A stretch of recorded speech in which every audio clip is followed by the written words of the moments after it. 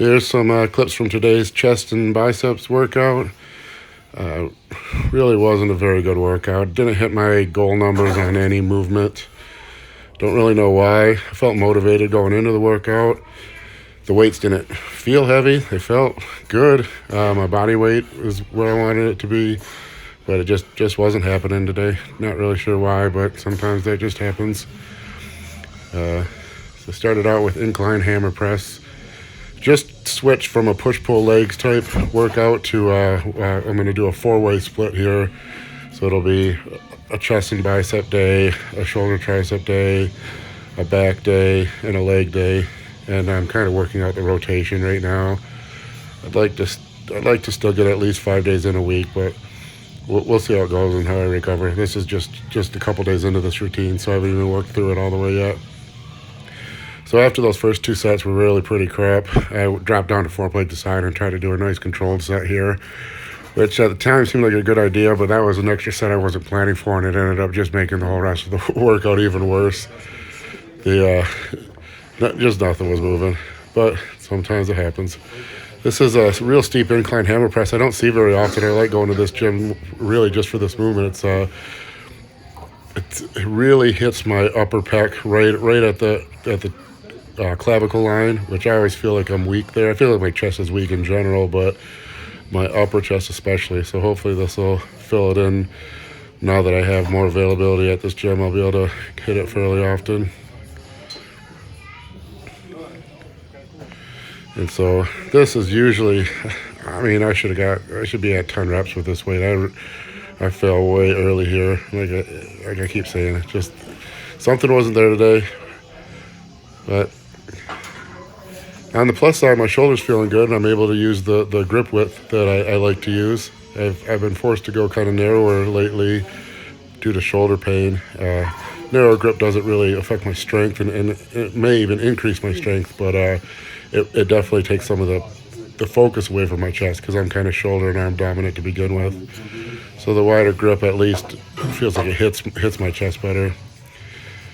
And this movement here I don't do very often, but my shoulders were feeling really good, and the workout really wasn't so great, so I thought I'd bring these in. You'll see here why I don't do them very often. I have some kind of nerve damage or something on my left side. I think I might have completely tore my pec minor in 2010, but you'll see there's about 3/4 of the way up on my left arm where if I don't have the dumbbell position perfectly, it'll just, there's a portion where there's just no contractile tissue. And if I'm stuck in that spot, the weight just drops back down until I can catch it and regroove it.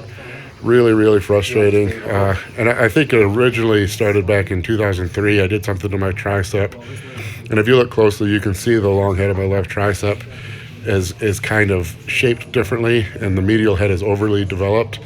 And I think back then I did something, maybe a minor tear or some kind of nerve damage or something, because even as far back as 2007 when I was powerlifting, I was struggling with the lockout on bench, and I couldn't grind out the top portion of a bench. I had to get enough speed and momentum through that portion to basically catch my left arm onto the bar, almost like an Olympic lifter would catch a jerk, to have any chance at making lockout, which is partly why my sets, a lot of times people will say that I look like I had more reps or the weight seemed light, and it's really not. I'm at failure. It's just that for me to get the rep, it needs to be moving really fast at that point, or I can't get the rep. It's frustrating, but I've been dealing with it for almost, if it was 2003, I'm coming on 17 years with it, so it is what it is. Just finishing off here with pec deck. I've been I had the hands a little too low here. I've been changing my hand position on these after seeing Jordan Peters talk about preferring a high hand grip, and I've never really enjoyed pec deck or never really felt pec deck, but I gave it a little try and trying to keep my hands kind of higher in line with my shoulders rather than in line with maybe my nipple line, and I have liked it a lot more. I don't usually use this gym, and so I still need to find the right seat height on this. I need to go up another notch or two. But and the notches don't have numbers, and there's about 1,000 notches on the seat, so it's hard to dial it in perfectly, but a little too low there, and just added to the frustration of just not putting it all together this workout. You can see frustration in my face. This This is a interesting movement. I think the elbow pad was a little too horizontal with the ground. It was really straightening the brachioradialis, kind of my forearm, that tendon basically that attaches to the outer head of the bicep.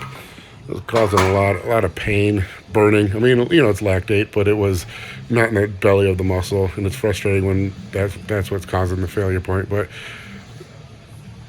it got a decent pump. It wasn't a terrible piece of equipment. So stuck to high reps on biceps. I always prefer to do higher reps for arms. Maybe I need to do that on other body parts because my arms seem to be a body part that tends to grow pretty well.